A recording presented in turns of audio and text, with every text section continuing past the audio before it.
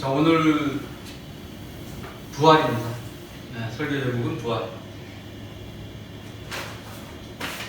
세상이 연휴라고 즐거워하지만 세상과 구분된 삶을 사는 사람들은 즐거움이 다른 곳에 있습니다.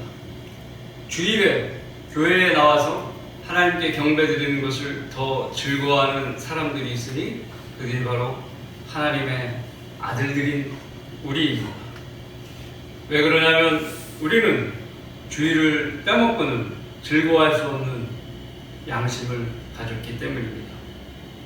이런 우리의 양심은 우리를 피로 사시기 위해 생명을 내어 놓으시고 부활하신 예수님으로부터 생긴 것입니다. 우리는 구원받고 성도가 된 이후에 우리가 즐거워하는 취향이 모두 바뀌어 버린 것입니다. 과거에 즐거워했던 것들은 전혀 즐거움이 되지 못하게 되었습니다. 그래서 구원받기 전 과거의 자신의 과거를 돌아보면 왜 그렇게 살아왔는지 이렇게 생각이 되는 것입니다. 후회만 들 뿐인 것이죠. 이것이 비록 저만 느끼는 것이 아니라 모든 성도들이 그렇게 느낄 것입니다. 아, 세상이 다 거짓말이구나. 내가 여태까지 속아왔구나. 이런 것을 깨닫게 되는 것입니다. 왜 우리는 이렇게 되었습니까? 우리가 하나님의 생각을 알게 되었고 하나님의 계획을 깨닫게 된 까닭입니다. 어떻게 해서 우리는 알게 됐냐? 바로 진리의 말씀을 통해서 세상과 모든 진실을 우리가 명확하게 알게 된 것입니다. 구원받기 전에는 세상만을 알았는데 구원받고 난 후 세상과 하나님의 나라와 천년왕국과 하늘나라 그리고 지옥과 불못 이 모든 것들을 명확하게 알게 된 것입니다. 무엇보다 자신의 미래를 속속들이 알아버렸던 것입니다. 얼마나 대단합니까? 지금 죽으면 어떻게 되고 어디로 가며 그곳에서 무슨 일을 경험할 것이고 또 몇 년 후에 어디로 갈 것이며 또 몇 년 동안 무엇을 하고 그리고 나서 영원한 거처에서 어떤 생활을 하며 어떻게 살게 될지를 다 알게 된 것입니다. 이러한 모든 것을 알아버리니까 아, 무엇이 소중하구나. 나 이제 이렇게 살아야 되는구나. 무엇이 나의 기쁨인지를 알게 되어 모든 것이 달라지게 된 것입니다. 이 세상 일들이 어떻게 돌아가고 어디로 향해 가며 현재 어느 단계에 와 있는 것을 자세히 알게 되다 보니까 현재의 일들에 휘둘리지 않고 살아갈 수 있는 것입니다. 요즘 나라가 망하느니 흥하느니 누가 대통령이 되느니 이 나라의 정치 체제가 공산화되느니 걱정하더라도 우리 그리스도인은 이런 일들이 어떻게 될 것이고 무슨 일이 벌어질지를 다 알고 있기 때문에 휘둘르지 않는 것입니다. 다만 우리는 주님의 오심이 임박했구나라는 것을 알고 구령하는 일과 기도의 일들을 더 열심히 할 뿐입니다. 또한 우리는 누가 세상에 대해서 하늘나라에 대해서 하나님의 나라에 대해서 또 천국에 대해서 거짓말을 하고 있는지 훤히 알고 있습니다. 어떻게 우리가 이런 지식을 알게 되었습니까? 바로 하나님의 말씀대로 잘 나누어서 가르치는 훌륭한 성경 교사들의 영향을 받았기 때문입니다. 클라렌스 라킨 목사님, 피터 러크만 목사님, 이송호 목사님을 우리에게 보내주신 하나님의 은혜 덕분입니다. 성경에는 하나님께서 시대에 따라서 세상을 다스리는 방법이 잘 나타나 있습니다. 이것을 하나님의 경륜이라고 합니다. 그래서 시대에 따라서 또 그 대상에 따라서 잘 나누어 공부하지 못하면 진리를 깨닫지 못하고 거짓 이단교리에 빠지게 되는 것입니다. 예를 들어서 이단들은 현재 교회 시대의 사람들에게 율법을 지켜야 단등 등 이런 이야기를 가리키는 것입니다. 네가 진리의 말씀을 올바로 나누어 자신이 하나님 앞에 부끄럽지 않은 일꾼으로 인정받도록 공부하라. 디모데후서 2장 15절의 말씀입니다. 잘 가르치는 교사가 진리의 말씀을 잘 나누어주고 또 그대로 우리가 공부하지 못하면 진리를 알 수 없고 속게 되는 것입니다. 그리고 겨우 구원만 받으면 구원의 확신도 없고 구원 받지도 못했으면 대환란에 들어가는 것이고 더 나아가서 지옥에 가는 것입니다. 이게 심각한 문제입니다. 진리를 모르면 정치에 휩쓸리고 국을 내세우며 시위나 하러 다니고 헛된 종교들이나 하거나 자기 배를 채우기 위해서 물질의 노예로 살아가는 것입니다. 하나님께서는 그런 일들을 하지 말라고 성경을 잘 구분해 놓으셨습니다. 성경은 모든 세대에 주신 책입니다. 그러나 모든 책을 모든 세대에 적용해서는 안 됩니다. 첫 번째로 자기 시대에 맞도록 적용해야 되고, 두 번째로 자기 민족, 유대인이면 유대인에게, 이방인이면 이방인에게, 교회면 교회에게 맞는 책들을 구분해 놓으셨어요. 우리 같은 교회 시대 사람들은 교회에 편지한 바울 서신들을 적용하라는 것입니다.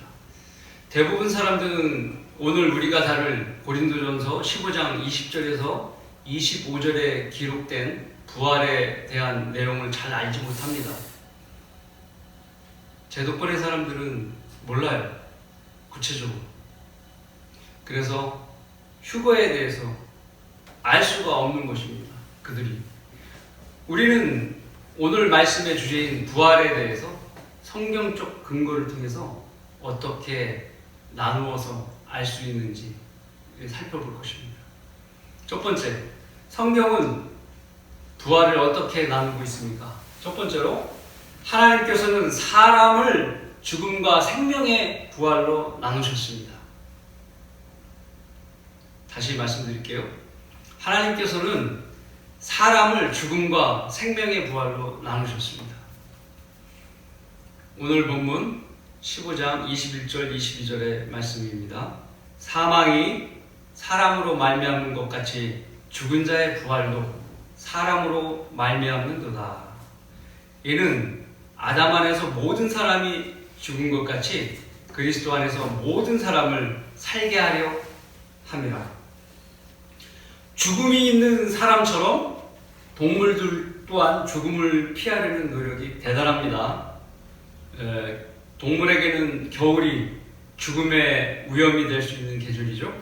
그래서 춥고 먹이가 부족한 겨울이 오기 전에 동물들은 긴 겨울잠을 통해서 자신의 생명을 보호하는 것입니다. 식량을 굴에 비축하거나 자기 몸에 비축을 하게 되는 것입니다. 그런데 마치 죽었다 살아나는 현상을 보이는 동물이 있어요. 물고기입니다. 여러분도 그런 것을 본 적이 있었을 것입니다. 그러나 우리가 눈으로는 물고기가 얼어서 죽어있는 것으로 착각해서 그렇다고 합니다. 실제로는 물고기가 얼음 속에 갇혀 있는 상태라고 표현해야 맞는 것입니다. 왜냐하면 물고기는 체내에 얼음 결정이 생기는 것을 막기 위해 글리세롤과 같은 당분이 몸에 많이 축적되어 있다는 것입니다. 그래서 물이 얼게 되면 그 당분으로 인해서 얼음이 결정체가 커지질 않는다는 겁니다. 그래서 물고기의 세포를 보호하는 거예요. 물고기 몸은 얼지를 않는다는 겁니다. 실제로 얼음 동태처럼 된 것이 아니라는 거예요. 그래서 얼음 속에 갇힌 물고기는 그 안에서 심박수를 낮춰서 혈액순환을 줄여서 체온을 유지하고 있다는 겁니다. 우리가 보기에는 얼음 안에 물고기가 같이 얼어있는 것으로 보이는데 그렇지 않다는 거예요. 그리고 얼음이 녹으면 물고기는 재빨리 다시 활동을 시작하는 것입니다. 이때 물고기의 세포는 일부 손상이 입을 수 있어요. 그런데 물고기 자체가 빨리 회복이 된다고 합니다. 물론 얼어붙어 있는 시간이 길면 물고기는 죽을 수 있다고 합니다. 이처럼 죽은 몸이 살아나는 부활은 사람이나 동물에게 거의 있을 수 없는 일입니다. 그러나 사람의 부활은 성경의 중요한 교리예요. 믿을 수는 없지만 성경의 중요한 교리예요. 그럼 우리는 이제 믿고 있잖아요. 세상 사람들은 믿을 수 없고, 부활이란 죽은 자의 몸에 죽은 자의 혼과 영이 다시 돌아와서 육신의 기능이 다시 시작되는 것을 말합니다. 썩었던 피가 다시 회복되고 멈추었던 심장이 뛰고 폐가 정상적으로 숨을 쉬고 뇌세포와 모든 기능이 회복되고 콩팥도, 그리고 우리가 먹을 수 있고 소화시킬 수 있는 이 모든 기능들이 다시 찾아오는 것입니다. 눈, 코, 귀, 입, 손발이 원상대로 회복되는 것입니다. 성경에는 부활의 사례들이 잘 기록되어 있어요. 먼저 열왕기상 17장에는 엘리야가 부활의 능력을 실행한 기록이 나옵니다. 그는 시돈의 사르밧에 있는 한 과부의 집에 머물렀는데 그녀의 아들이 병이 들어 죽었습니다. 엘리야는 하나님께 아이의 혼이 그 안으로 다시 돌아와 달라고 기도를 했는데 기도에 응답이 되어서 그 아이는 살아나게 되었습니다. 또한 엘리야의 제자 엘리사도 살렸죠. 열왕기하 4장에 수넴 여인의 아이를 살리는 장면이 잘 기록되어 있습니다. 또 예수님께서 마가복음 5장 12절에 한 소녀를 살렸고, 누가복음 7장에 나인성 과부를 살렸고, 요한복음 11장에 죽은 나사로를 살렸죠. 가장 중요한 건 예수님께서 장사된 지 3일 만에 부활하셨다는 것입니다. 부활의 사례들 중 아직도 생존해 있는 분은 오직 예수 그리스도 뿐이십니다. 좀 전에 얘기했던 사람들은 다 늙어서 죽었고 예수님만 지금도 살아계시고 우리의 믿음의 대상이 되시고 계신 것이죠. 본문 말씀을 통해서 우리가 알 수 있는 진리는 사람에게는 죽음과 부활이 동시에 존재한다는 거예요. 이유는 인류의 조상은 영원히 사는 몸으로 워낙 창조됐어요. 그 몸을 가지고 있었던 거예요. 그러나 그 몸이 망가진 겁니다. 바로 불순종의 죄를 짓는 선악과를 먹음으로 초래된 결과로 인해서 죽을 몸을 소유하게 된 것입니다. 변화된 아담의 몸은 죽음을 담는 그릇으로 비유됩니다. 이후로 죽음을 담은 아담의 몸을 가지고 태어난 사람은 아담 안에 죽었다고 표현하고 있습니다. 죄 안에서 죽었다 말하기도 하는 것입니다. 하나님께서는 예수 그리스도 안에서 살리는 것을 원하시는 것입니다. 왜 그렇죠?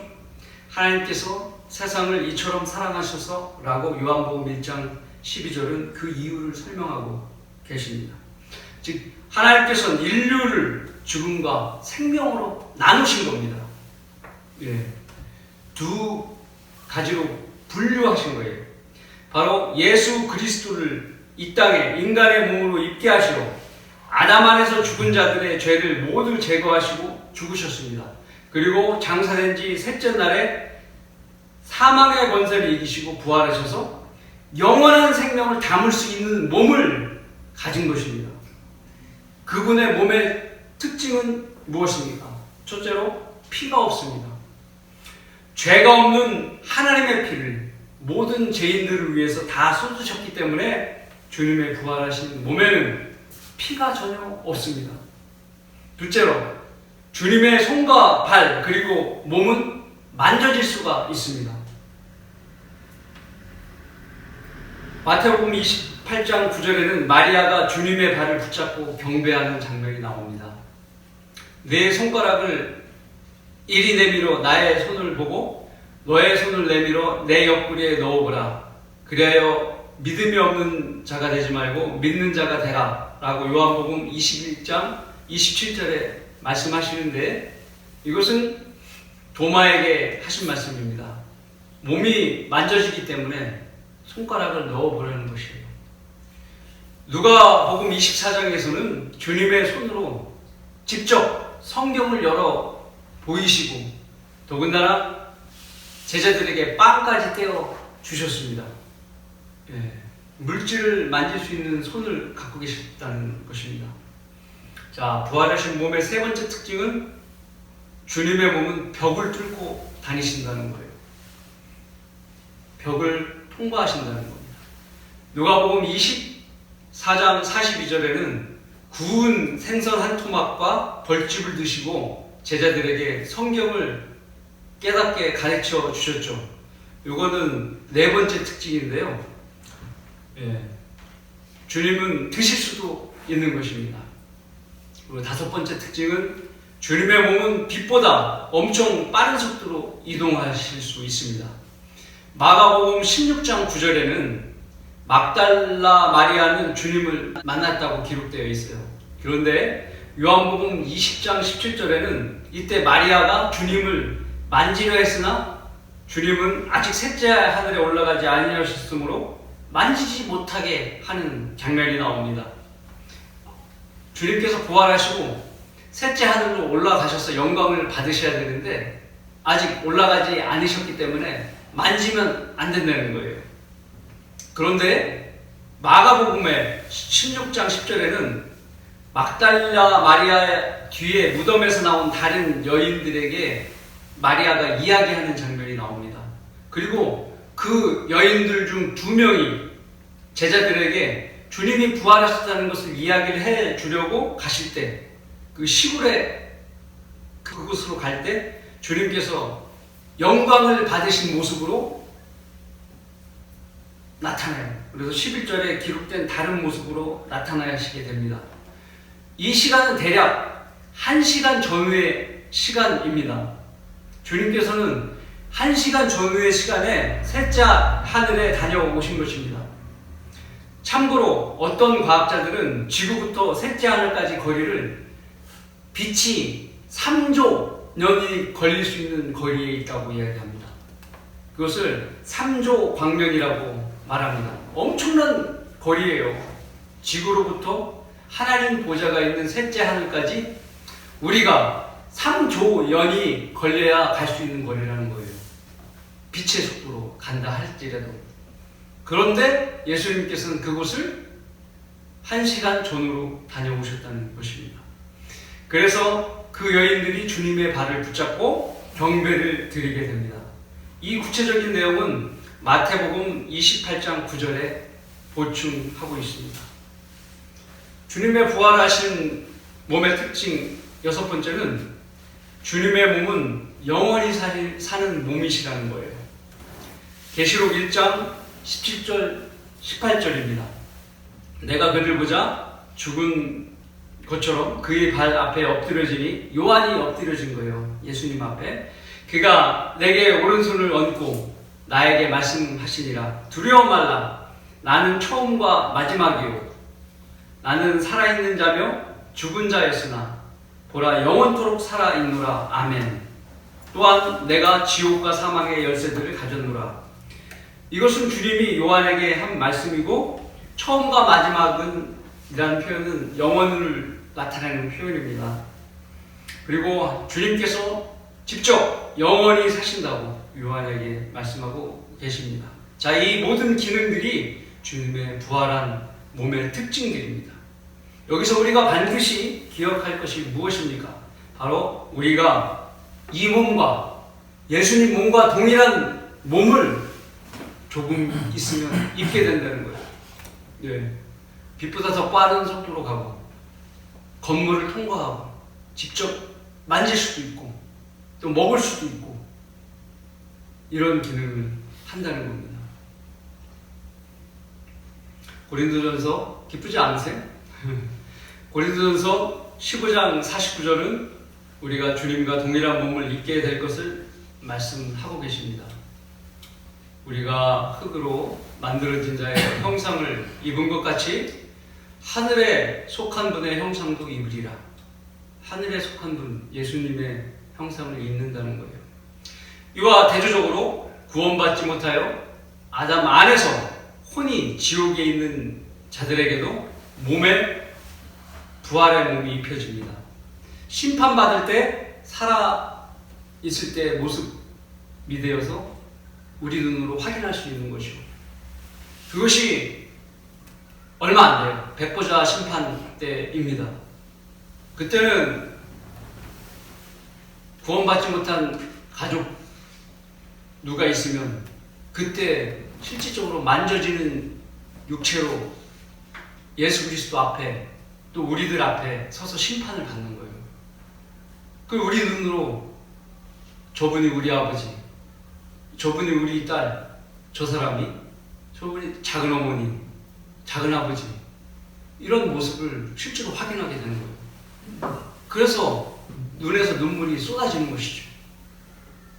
왜냐하면 곧 있으면 불못에 떨어지고 고통받는 것을 확인하게 되니까 말입니다. 바다도 그 안에 있던 죽은 자들을 넘겨주고 사망과 지옥도 그들 안에 있던 죽은 자들을 넘겨주니 그들이 각자 자기들의 행위에 따라 심판을 받으며 사망과 지옥도 불못에 던져지니 이것이 둘째 사망이라. 누구든지 생명의 책에 기록되지 않는 자는 불못에 던져지더라. 계시록 20장 13절부터 15절까지 말씀입니다. 심판 후에 불못에 던져지는 것입니다. 그래서 둘째 사망이라는 거예요. 한 번 사망해서 지옥에 가고 몸을 입고 불못에 가기 때문에 두 번 사망이 되는 겁니다. 그래서 둘째 사망이라는 겁니다. 그들은 불못의 고통 속에서 꿈틀거리는 벌레의 몸처럼 되어버려요. 지렁이처럼. 마치 자기의 아비 옛뱀의 모양처럼 몸이 꼬부라진 벌레가 되는 거예요. 고통스러워하면서. 그래서 하나님의 말씀엔 이렇게 기록되어 있어요. 그곳에는, 불못에는 그들의 벌레도 죽지 않고, 사람이라고 하지 않고 벌레라고 얘기하는 거예요. 벌레도 죽지 않고 불도 꺼지지 아니하느니라. 비참하죠. 그래서 구원을 받아야 합니다. 여러분의 가족 중에 아직도 구원받지 않은 사람이 있으면 반드시 구원받게 해야 합니다. 하나님께서 사람을 죽음과 생명의 부활로 나누신 것을 잊지 말아야 합니다. 이것이 우리가 예수 그리스도를 믿고 구원받아야 할 가장 큰 이유인 것입니다. 성경은 부활을 어떻게 나누고 있습니까? 두 번째, 아까는 첫 번째는 생명과 죽음과 생명의 부활로 나누셨는데, 두 번째는 구원받는 사람들로 부활을 나누셨습니다. 20절 말씀입니다. 그러나 이제 그리스도께서는 죽은 자들로부터 살아나셔서 잠들었던 자들의 첫 열매들이 되셨느니라. 기독교는 부활의 신앙입니다. 부활이 없다면 시체들의 종교와 다를 것이 아무것도 없는 것입니다. 무덤과 뼈조각을 자랑하는 것은 시체들의 모임 장소밖에 되지 못하는 것입니다. 곧 죽은 종교는 사람들에게 어떠한 희망도 주지 못해요. 그러나 앞으로 예수 그리스도께서 무덤이 빈 것처럼 그를 믿고 잠든 성도들은 똑같이 무덤이 비게 되는 것입니다. 또한 그날로는 더 이상 하나님의 아들은 나오지 않을 것입니다. 왜냐하면 주님께서 오셔서 지상에 있는 성도들을 데리고 가심으로써 이제 더 이상 보지 않고 믿는 시대는 막을 내리기 때문입니다. 그러므로 휴거 이후 영원히 사는 몸을 지닌 예수 그리스도의 몸과 같은 교회의 성도는 이 땅에 단 한 명도 남아있지 않는 것입니다. 우리 주님께서 부활하신 첫 열매가 되심으로 부활에 대한 첫 역사가 시작된 것입니다. 하나님께서 민족을 구분하시는 기준은 고린도전서 10장 32절대로 유대인, 이방인, 하나님의 교회 이렇게 셋으로 구분됩니다. 부활도 마찬가지로 세 가지 유형으로 구분합니다. 첫 번째, 교회입니다. 교회의 부활은 어떠냐? 2000년 교회 시대에 주님을 믿고 구원받은 모든 성도들을 말합니다. 이들은 과거에 유대인과 이방인이었던 사람들입니다. 휴거 때 이들은 앞서 살펴본 대로 예수 그리스도의 영광스러운 몸을 입게 됩니다. 이들은 새 예루살렘에서 영원히 살 수 있는 시민권을 가지고 있습니다. 천년 왕국에서 주님과 함께 통치하고 이후에 새 예루살렘에서 주님과 함께 영원히 살게 되는 것입니다. 바로 금으로 된 저택에서 영원토록 사는 것입니다. 우리의 시민권은 하늘에 있으므로 우리가 그것으로부터 오실 구주이신 주 예수 그리스도를 기다리고 있으니 그가 만물을 자신에게 복종시키는 그 능력의 역사로 인하여 우리의 천한 몸을 그분의 영광스러운 몸 같이 변모시키리라. 빌립보서 3장 20절, 21절 말씀입니다. 이 영광스러운 몸은 앞서 본 예수 그리스도의 몸과 모든 것이 동일한 몸입니다. 하나도 틀리지가 않아요. 동일해요. 우리가 살아있을 때 주님이 오시면 죽지 않고 주님의 영광스러운 몸처럼 변모될 수 있는 것입니다. 우리의 특권이에요. 다른 사람들 없어요. 교회의 성도, 우리만 그 특권을 가진 겁니다. 주님과 동행하다가 휴거된 에녹처럼 우리는 휴거되는 건데, 에녹은 예수 그리스도의 몸을 입고 있는 것이 아니에요. 이것을 사실입니다. 휴거는 하나님께서 약속하신 복된 소망입니다. 그래서 우리는 주님께서 하루 바삐 오시기를 소망하고 있는 거예요.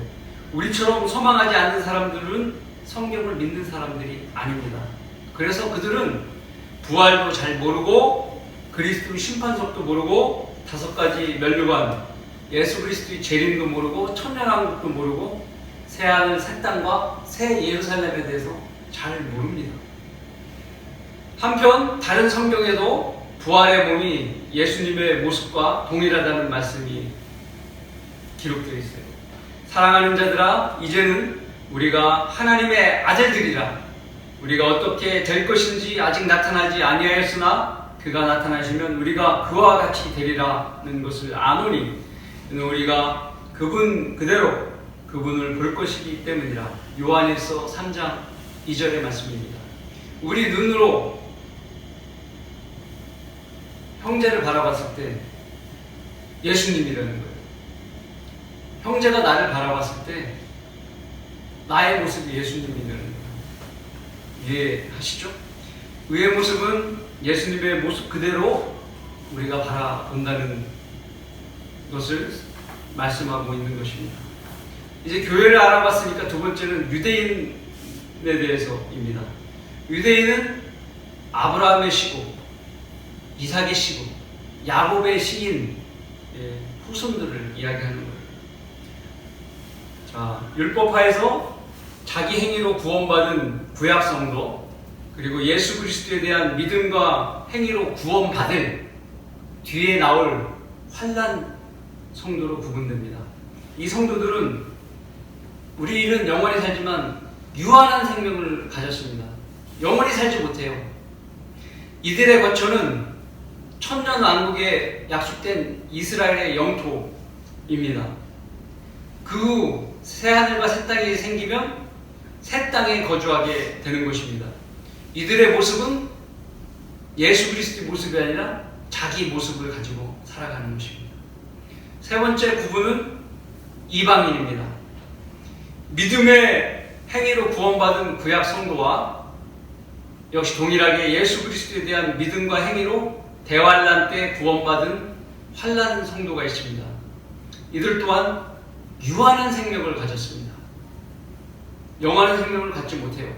이들의 거처는 역시 천년왕국 때 이방의 땅입니다. 그리고 생명이 연장 받으려면 새 예루살렘에 올라와서 연장을 받아야 되고 새 하늘에 거주하게 되고 이들 또한 자기 형상을 지녔습니다. 자, 유대인과 이방인의 구약 성도와 환란 성도의 수명은 900살 정도 됩니다.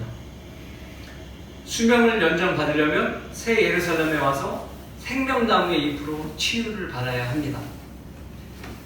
자, 하나님의 말씀에 요한계시록 22장 2절에는 그 도성의 거리 한가운데와 그 강의 양편에는 생명나무가 있어 12가지 과실을 맺으며 달마다 과실을 내더라.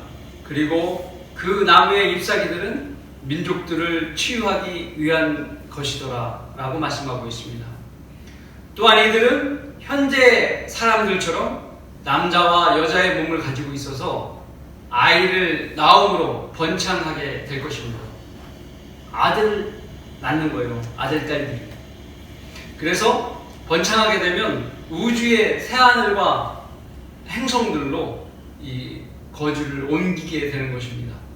하나님께서 모든 잠들었던 성도별로 이렇게 구분을 해 놓으셨습니다. 자, 이제 세 번째, 성경은 부활을 어떻게 나누고 있습니까? 세 번째입니다. 하나님께서는 시기별로 부활을 나누고 계십니다. 네. 핵심적인 겁니다. 자, 23절과 24절의 말씀입니다. 그러나 각자 자기의 소열대로 되리니 그리스도가 첫 열매들이요 그 다음은 그리스도께서 오실 때 그분께 속한 사람들이라.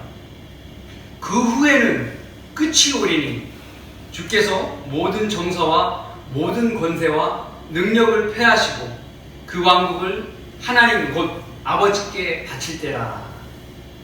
자, 각자 자기 소열대로 되리라는 말씀은 여러 부류의 성도들이 있는데 그들을 순서를 구분하여 부활시킨다는 것을 의미합니다. 차례대로 나누어서 부활시킨다는 거예요. 그래서 부활의 시간에 따라 잘 구분이 되어 있는 겁니다. 그리스도가 첫 열매 드리우라는 말씀은 곡식을 뜻하는 겁니다. 예. 첫 열매들은 곡식을 뜻하는 거예요. 그 열매들을 땅에서 하늘로 걷어들인다는 것입니다. 그것도 서열대로 열매들을 종류별로 수확한다는 것입니다. 수확은 곧 추수를 말하는 것입니다.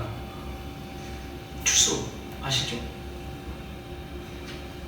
즉 열매는 죽은 사람이 새로운 몸으로 살아나는 부활과 산 사람이 영광스러운 몸으로 변화되는 변모라는 과정을 거친 새 몸을 뜻하는 겁니다. 열매는 새 몸이에요. 우리가 변모된 몸 이 자체가 새 열매로 성경은 비유하고 있다는 것입니다. 휴거는 무엇이냐? 휴거는 이 새 몸을 하나님께서 공중으로 들어 올리는 것을 말합니다. 곧 사람들을 하늘로 잡아채어 걷어가시는 것, 영어로는 랩처라고 합니다.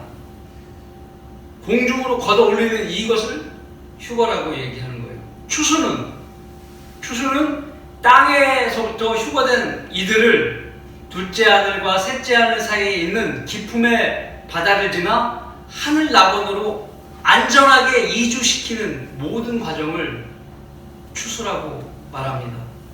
그래서 23절, 24절 오늘 본문 추수는 세 차례로 이루어지며 세 부류의 열매들이 추수됨을 말하고 있습니다. 하나님께서는 인간의 열매를 추수하는 것이 세 번이라는 것이에요.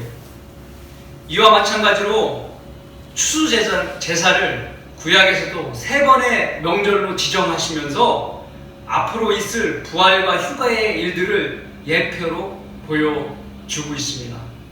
이것이 바로 신명기 16장 16절입니다. 외우기도 쉽죠? 신명기 16장 16절입니다. 너희 중 모든 남자는 주 너희 하나님 앞에 1년에 3번씩 하나님 앞에 나가야 되는 거예요. 첫 번째는 무교절, 6월절이 포함된 7기간을 무교절이라고 합니다. 무교절과 77절과 장막절에 그분께 선정하실 곳에 나오되 그들은 빈손으로 주께 나오지 말지니라. 예. 자, 첫 번째 추수의 시기는 이제 본격적으로 시기를 구분한 것을 말하는 것입니다. 첫 번째 추수의 시기는 무교절입니다. 6월절 기간의 첫 주일에 있습니다. 그래서 초실절과 주님께서 부활하신 날이 동일하게 됩니다. 십자가에 못 박혀 죽으신 날이 수요일이에요. 그러면서 장사된 지 셋째 날에 새벽에 이제 부활하셨잖아요. 그러면 유대인의 절기에 안식일이 금요일 저녁부터 토요일 저녁까지입니다. 그럼 안식일 다음 날이 초실절이에요. 초실절에 정확하게 예수님께서 부활하신 거예요. 토요일 저녁부터 주일 저녁 이 사이에 부활하신 거예요. 이때 6월절 절기가 정확하게 초실절이라는 것입니다. 이해하셨죠? 네. 그 초실절서부터 7을 세게 되면 오순절이 나오게 되는 겁니다. 초실절 다음 그때부터 초실절부터 세게 되면 오순절이 나오게 되는 거예요. 7개. 이로 인하여 그리스도가 천열매 드리오라고 말씀하고 있습니다. 그런데 예수 그리스도 한 분이면 천열매라고 해야지 않겠습니까? 단수로? 하나로? 근데 열매 드리라고 복수를 사용했으므로 다른 사람들이 있다는 것입니다. 그들이 누구인가? 바로 많은 구약 성도가 함께 부활한 것, 이것이 마태복음 27장 52절 53절에 나와 있습니다. 이야기는 무덤들이 열리며 잠들었던 많은 성도의 몸이 일어났으며 주께서 부활하신 후에 무덤에서 나와 거룩한 도성으로 들어가 많은 사람들에게 나타나더라. 무덤이 열리며 많은 성도들이 몸이 일어났고 주께서 부활하신 후에 무덤에서 나와 거룩한 도성으로 들어가 많은 사람들에게 나타나더라. 이때 실제적으로 주님께서 부활하신 이후에 많은 무덤이 비게 됩니다. 이제 우리는 첫 번째 서열을 알아보았고 우리는 두 번째 서열이 이루어지기 전에 바로 우리가 이 시점에 있는 거예요. 2025년 5월 4일 이제 두 번째 서열이 시작되기 전에 있는 것입니다. 이후에 있을 두 번째 서열은 23절의 말씀 중에 그 다음이라는 말이 있습니다. 명절로 계산하다면 추수절, 77절을 얘기합니다. 77절의 뜻은 일주일이 7일이잖아요. 7일이 일주일을 7번 했다고 해서 77절이에요. 무슨 얘기인지 이해가 가시죠? 초실절부터 50일 기점, 오순절입니다. 23절 그리스도께서 오실 때 이때는 주님께서 공중까지 오시는 겁니다. 그분께 속한 사람들이라는 표현이 있어요. 이것은 우리를 말합니다. 우리는 그분의 몸에 속한 지체인 성도들입니다. 이 추수절의 휴거는 그리스도의 교회만, 몸된 교회만 휴거가 되는 것입니다. 다른 사람은 안 돼요. 이때 우리가 휴거될 때. 이 휴거의 시점은 대환란이 시작하기 바로 직전에 있을 것입니다. 요한계시록 4장 1절에 보면 이 일 후에 내가 쳐다보니 보라 하늘에 한 문이 열려 있는데 내가 들은 첫 음성은 나팔 소리 같으며 내게 말하여 이르기를 이리 올라오라 내가 이후에 마땅히 일어나야 할 일들을 내게 보여주리라 하더라. 왜 이 구절을 말씀을 드리냐면 휴거의 구절 중에 시점을 정확하게 나타내는 구절이 요한계시록 4장 1절이기 때문입니다. 요한계시록에 따르면 마지막 교회 시대 이후 4장 1절에서 교회의 예표인 요한이 대환란 시작 전에 올라가게 됩니다. 그리고 휴거 이후로는 교회는 언급이 되지가 않습니다. 그러므로 현재 대환란의 예표가 될 만한 체제들이 현재 많이 벌어지고 있잖아요. 이 세상에는. 우리나라뿐만이 아니라 세계도 우리나라의 모습처럼 똑같은 일들이 벌어지고 있어요. 한 나라 빼놓을 것 없이 똑같이 벌어지고 있어요. 세계는 한 통속으로 돌아가고 있는 것입니다. 이런 것을 보면서 그때가 임박한 것을 우리는 알 수 있는 것입니다. 이제 세 번째 서열입니다. 24절의 말씀입니다. 그 후에는 끝이 오리니는 세 번째 추수를 의미합니다. 장막절 곧 수확절을 말합니다. 우리하고는 해당이 없습니다. 우리는 그때 하늘나라에 있기 때문에 해당이 없는 겁니다. 유대력으로 7월 15일부터 8일간의 명절이 이어집니다. 이것은 환란성도의 추수입니다.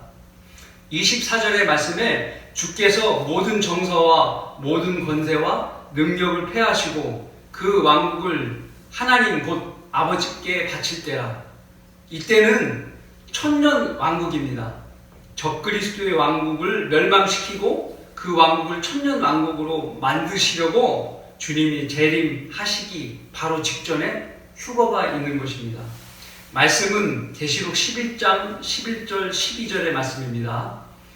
사흘 반 후 하나님께로부터 온 그 생명의 영이 그들에게 들어가니 그들이 자기 발로 서더라. 그러자 그들을 바라보던 자들에게 큰 두려움이 임하더라. 그들이 하늘로부터 나는 큰 음성을 들었는데 그들에게 말하길 이리 올라오라. 또 이리 올라오라가 나오죠. 이것이 하나님께서 휴거될 성도를 부르는 소리입니다. 함으로 그들이 구름을 타고 하늘로 올라가니 그들의 원수들이 그들을 바라보더라. 이 구절은 환난 성도의 예표인 모세와 엘리야. 우리 교회 성도의 휴거의 예표는 요한이었고요. 자, 환난 성도의 예표는 바로 모세와 엘리야예요. 그 모세와 엘리야가 목베임을 당한 후 사흘 반 동안 목과 몸이 떨어져 있는 상태로 사람들에게 공개가 돼요. 그 후 다시 사흘 반 지난 후 몸과 목이 붙어요. 그래서 다시 살아나는 후 하나님께서 이리 올라오라고 부르는 것입니다. 즉 환난 성도의 휴거를 뜻합니다. 이 시기는 대환란 후 3년 반 끝에 장막절에 예수 그리스도의 재림하시기 바로 직전에 있을 것입니다. 이때 유대인의 14만 4천 명과 이외에 예수 그리스도를 믿고 짐승의 표를 받지 않고 목베임을 당한 사람들만 부활과 휴거가 이루어지는 것입니다. 그러나 생존을 위해 적그리스도 표를 받게 되면 구원받지 못하고 지옥에 가는 것입니다. 그래서 대환란에서는 구원을 받을 사람이 매우 적습니다. 이 하나님께서 나누신 시기별 부활을 이해하셨다면 부활의 믿음을 더 확고히 붙잡으셔야 됩니다.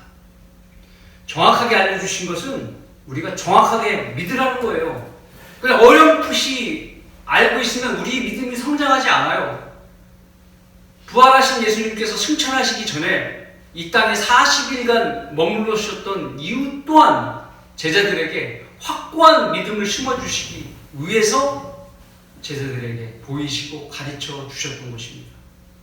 여러분, 자세히 가르쳐 주신 것은 우리가 확고한 믿음으로 성장해서 장성한 분량, 예수 그리스도를 기다리는 그리스도인으로 살게 하기 위해서 그런 것입니다. 결론을 맺습니다. 통신사의 유심의 자료는 개인의 모든 것이 휴대폰으로 이루어지는 현 시대에 개인의 모든 것을 내어준 사건과 같습니다. 금융 잠금 장치, 지배 잠금 장치, 이메일 잠금 장치, 모든 비밀번호들을 다 도둑질 당한 것인데 사과 한 번 하고 그들이 한 일이 무엇인지 아십니까? 국민을 향한 협박질입니다. 새로운 유심을 바꾸지 않으면 책임지지 않겠다는 것과 이것이 싫으면 유심 보호 서비스를 가입하라는 것입니다. 각 국민에 대한 배상 책임을 져야 하는데 말입니다. 적반하장이죠. 양심이 실종된 사회입니다. 개념이 사라진 사회입니다. 요즘 이 사건으로 이슈화되는 것이 무엇인지 아십니까? 얼굴 인증 시스템입니다. 통제와 노예화 시대가 다가오고 있는 것은 주님이 곧 오신다는 증거입니다. 우리가 부활의 지식을 올바로 나누어 본 이유는 바로 하나님께 부끄럽지 않은 일꾼이 되라는 취지입니다. 깨어 있으라는 것입니다. 오늘 말씀대로 우리는 적그리스도에 관심을 가질 필요가 없어요. 대환란도 우리가 관심을 가질 필요가 없습니다. 왜냐하면 우리는 그 전에 올라가기 때문입니다. 하지만 아직도 우리 주변엔 아직 건져낼 사람이 있다는 것이 현실입니다. 주님이 오실 마지막까지 주님의 종으로서 추수의 일꾼으로서 맡겨진 사명을 다하는 여러분 모두가 되시길 바라겠습니다. 아멘. 자, 이제부터 구원의 확신이 없으신 분이나 복음을 듣고 구원받길 원하시는 분, 혹은 복음을 전하길 원하시는 분은 제가 복음을 잘 전할 테니까 잘 들으십시오. 하나님께서 모든 사람이 죄인이라고 하셨습니다. 죄인은 반드시 지옥에 가는 거예요. 누구 한 사람도 죄인이 아닌 사람이 없어요. 여태까지 살아오면서 지은 모든 죄는 하나님의 피를 거치지 않기 때문에 계속 쌓여있던 거예요. 죽으면 그것을 지옥에서 다 받는 거예요. 영원토록 2000도가 넘는 뜨거운 불 속에서. 그러나 복음을 통해서 믿으면 하나님의 피로 구원을 받게 되는 거예요. 이런 당신의 죄를 제거하시기 위해서 예수 그리스도께서 성경대로 십자가에서 피 흘려 죽으시고 장사된 지 셋째 날에 성경대로 부활하셨습니다. 이 사실을 진심으로 믿겠습니까? 내 안에 들어오셔서 내 죄를 제거해달라고 지금 영적 기도를 할 텐데, 당신 안에 하나님이 들어오시는 것을 당신은 원하십니까? 원하신다면 진심으로 소리내어 기도하십시오. 자, 소리 내어서 따라서 기도하는 겁니다. 그러면 오늘 구원받는 겁니다. 제가 기도할 때 진심으로 하십시오. 하나님, 저는 죄인입니다. 내 죄 때문에 예수님께서 제 대신 피 흘려 죽으시고 장사됐다 3일 만에 부활하신 것을 제가 진심으로 믿습니다.